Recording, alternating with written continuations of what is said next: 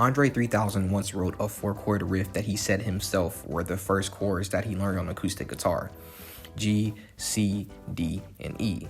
Andre sang 30 to 40 takes a line and delegated a session musician to play a squelching bass line. Clearly influenced by the work of the Beatles, the Smiths, the Byrds, and even Raspberry Beret era Prince, Hey Ya is arguably the greatest pop song of the 2000s. It's brilliant because it can be enjoyed as a simple, catchy pop confection, as it often is, but a deeper meaning reveals a more insidious reality. Hey Ya is perhaps the greatest musical representation of the Pagliacci joke, in which a man seeks mental help for melancholy, only to be referred to seat-of-town comedian to cheer up, who ends up being Pagliacci himself. Depressed people have long been known to manifest jovial personas to mask their true suffering, and Andre is no different. He's at the end of a dying relationship, but no one will listen because he manifests an exuberant exterior, which is reflected by the song's upbeat instrumentation. The fact that Andre was able to sneak such depressing lyrics into an enduring mega hit and have very few people notice until years later is a testament to the fact that Andre is right. People don't want to hear about his problems, they want entertainment. Black men have long had their emotions and feelings silenced in order to have their talents commodified into capital to be consumed by white America. For example, most of the people who sing another OutKast hit, Miss Jackson's chorus, don't truly sympathize with Andre's remorse in the wake of a failed relationship. It's just a catchy song to them, the rhythm without the blues. The black man's effortlessly voguish essence is highly sought after, but his agony is not.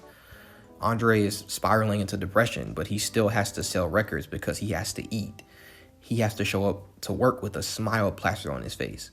But in doing that, Andre understands that his pain is ultimately profitable, which explains both his perfectionism and his decision to avoid detached and insincere filler lyrics that were and still are common in pop music. Andre 3000 is something of a tragic figure when he discusses love, especially on his albums.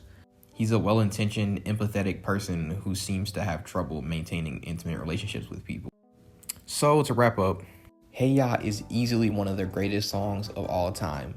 Not only because it's a great pop song in its own right, but also because of the sheer dissonance between how it sounds and what's being said.